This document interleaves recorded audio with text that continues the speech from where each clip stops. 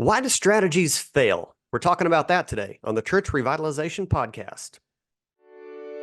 Hello, and welcome to the Church Revitalization Podcast, brought to you by the Malphurs Group team, where each week we tackle important, actionable topics to help churches thrive.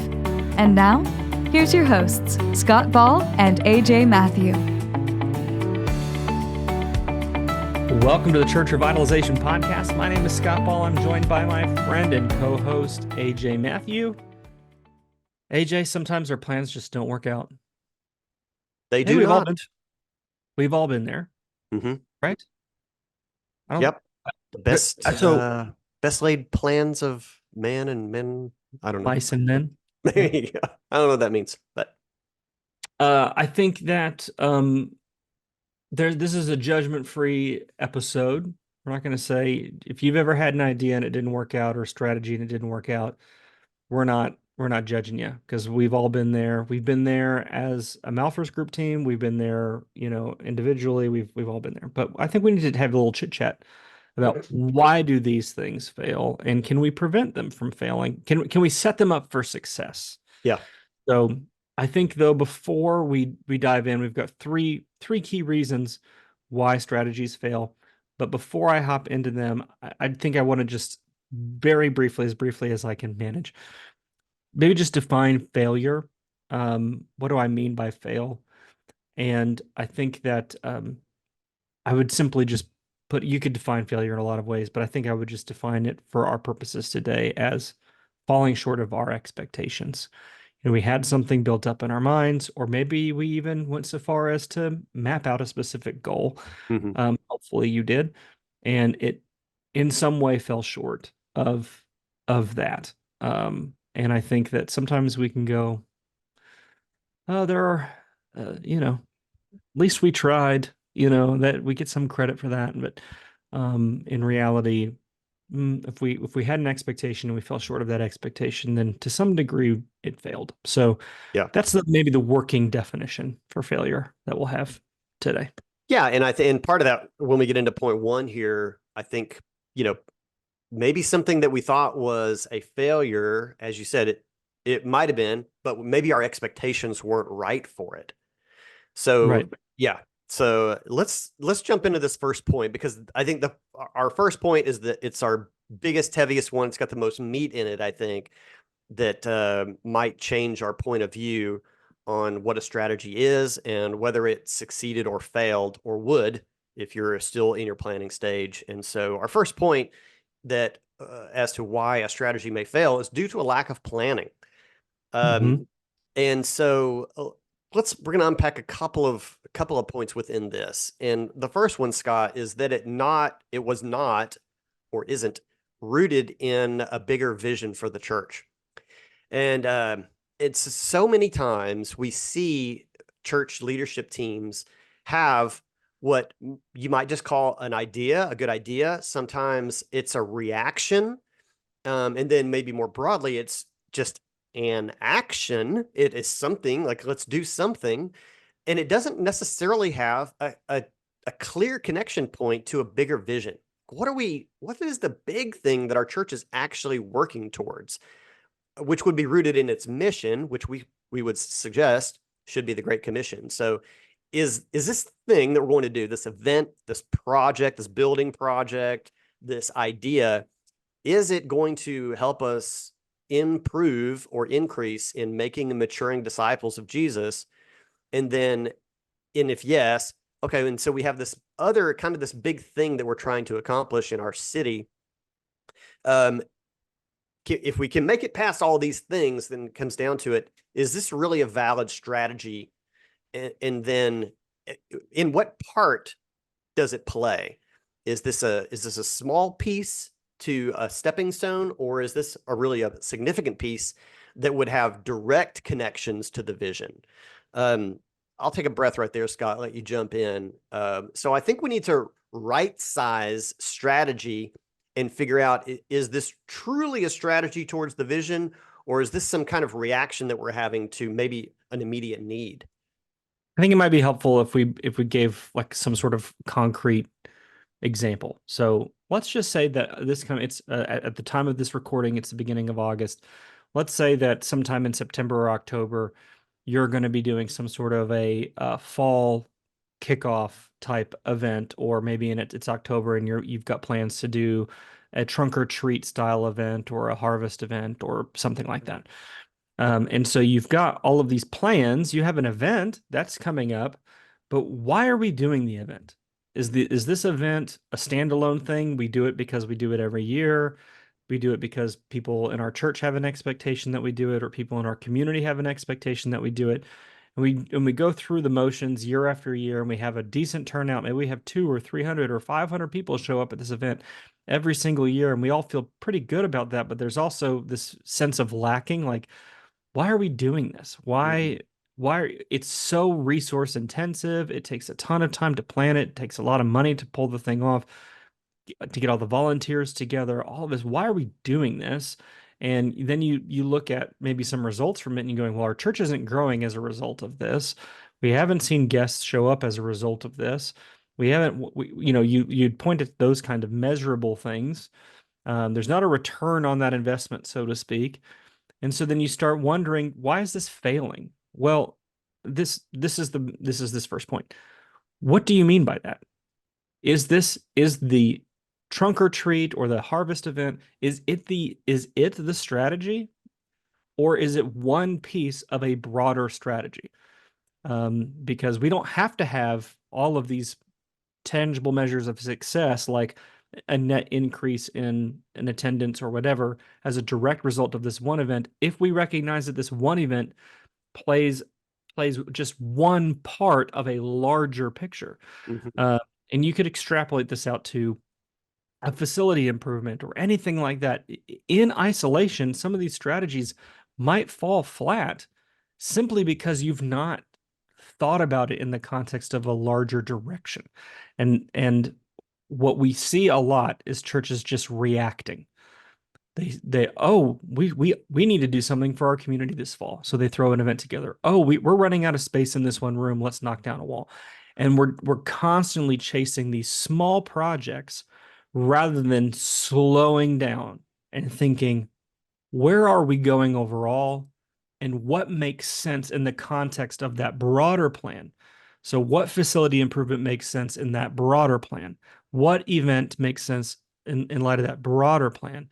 And when you do that, then the individual things make sense. We can better define what success and failure is, and we can see it as part of a broader picture rather than hang all our hopes and dreams on these one individual moments or Sundays or projects and just chasing project to project. So Yeah. I hope that makes sense.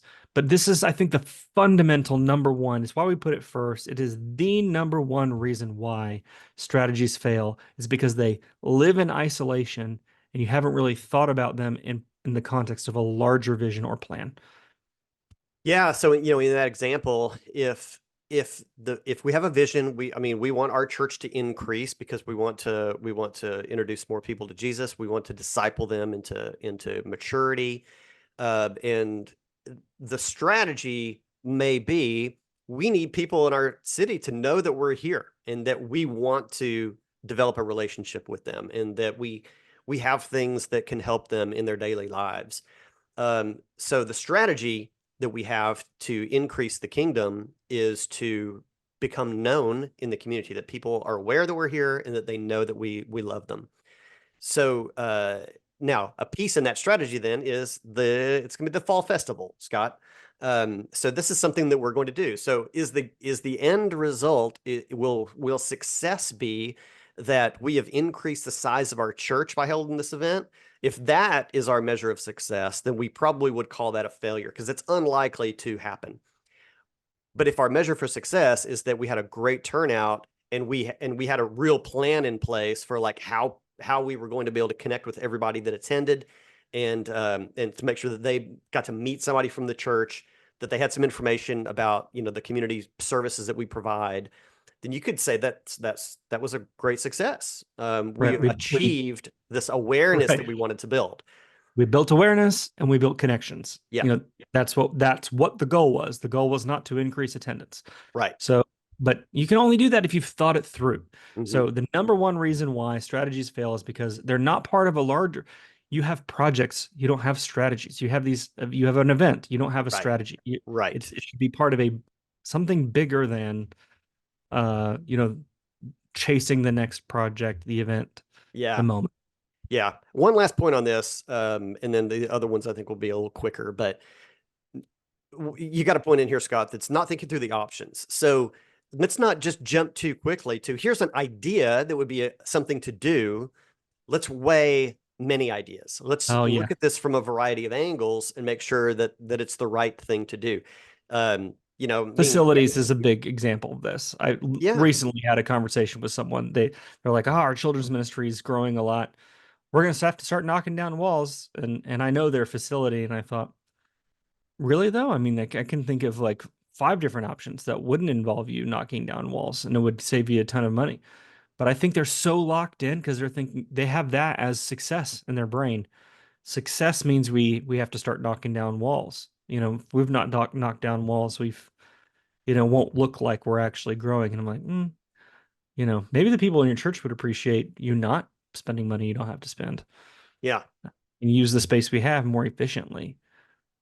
right. Yeah, yeah. So, um, having an event, having a back to school event here where I live in North Texas in August outdoors, on a Sunday afternoon when it's 105 degrees out may not be the best thing. Maybe we should do It's a bad an idea. indoor thing. Let's do something Yeah. inside that people will be like, do you have an air conditioned space I can go to? Heck yes, I'm coming.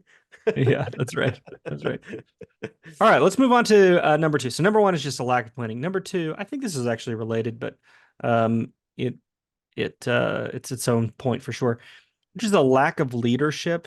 And I think that if there's a lack of planning, there's probably a lack of leadership too. But by lack of leadership here, I'm speaking to, I think a lot of times, I don't want to speak too generally because a lot of this is built by temperament. So if you've got someone, we talk about the disc a lot uh, here at the Malfors Group. And you can go back. We have a whole series on disc. If you're like, what's the disc? And I don't know much about the disc. Just search disc on our website, DISC. 2023, May-ish, April, May. Yeah, we did a deep dive on disc. So go back and listen to those episodes. But temperamentally, if you've got someone who's an S type, they don't want to make a decision. They don't want to offend anybody, or they'll say yes to literally everything, but then they won't hold anybody accountable to following through on things. Or if you have somebody who is an eye on the disc, who loves an idea and is constantly chasing. I was just having a conversation with someone today. I struggle with this, where we've got a project we're working on here at the Malvers Group.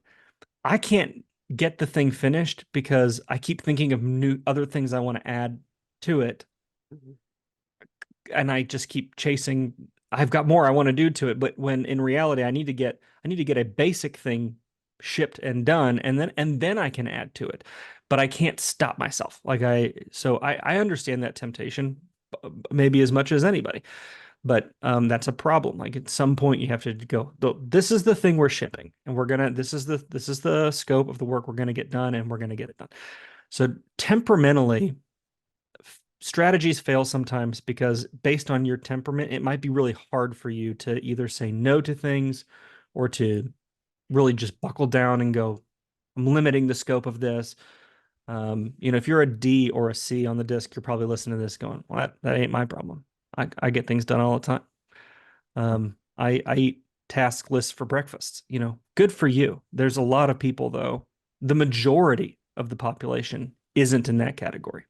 The majority of people struggle to get things done because it's temperamentally difficult for them to do so. Yeah. Yeah. And the other aspect of lack of leadership contributing to the failure of a strategy is that it's not communicated well.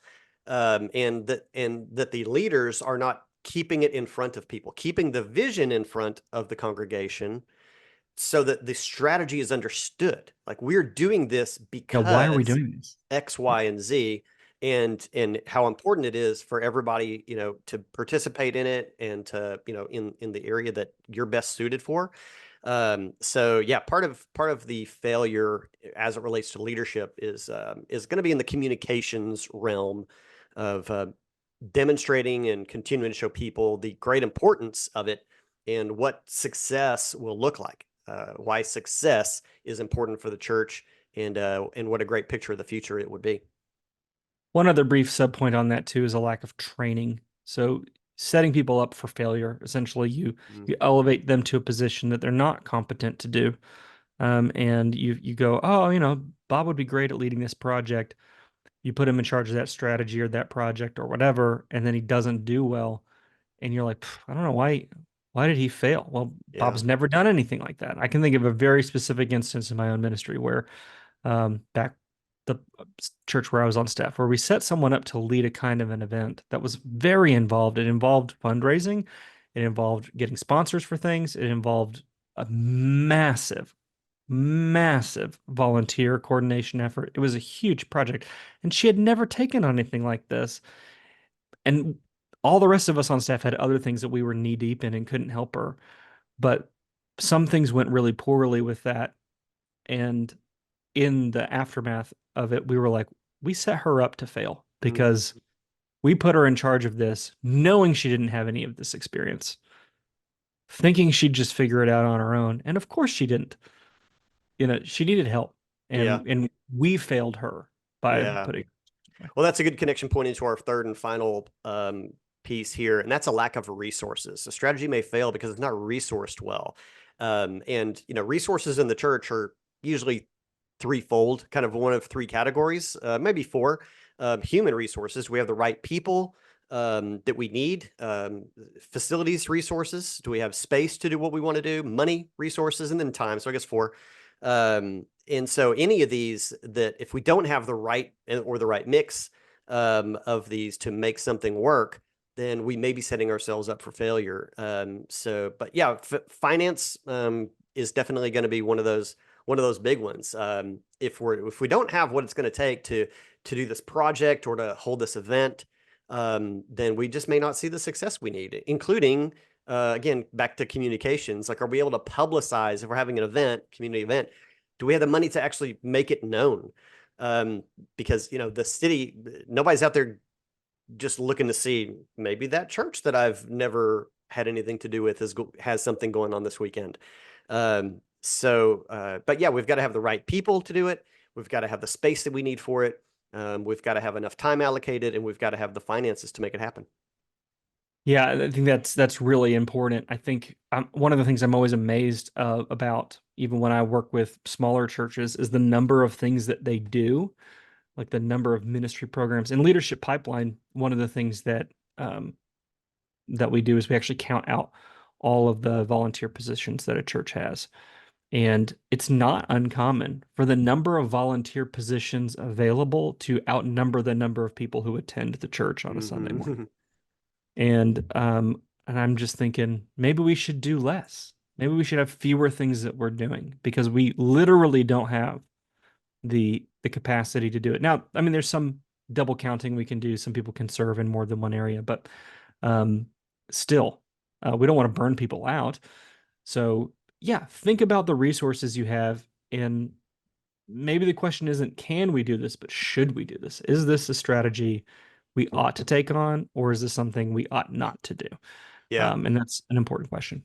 Yeah. Well, there you go. Why strategies may fail in your church. Strategies are a big component of our strategic envisioning process. And so if this is an area that you struggle in, you're not sure maybe what the right strategies could be going forward, well, strategic envisioning can certainly help bring a lot of clarity to that. And our guide team would love to help your church work through that process and come up with the right strategies. And then, of course, help you break that down into manageable projects or events or whatever those pieces might be. This has been episode 253 of the Church Revitalization Podcast. So today's show notes are over at malfersgroup.com/253. And as always, also go look at what we're doing globally. You can click on the donate button at the top. It doesn't automatically charge your credit card, I promise. You can just read about what we're doing around the world and why we need you to help us do that, because we bring these resources to churches at no cost to them. Thanks for being with us. We'll see you again next week.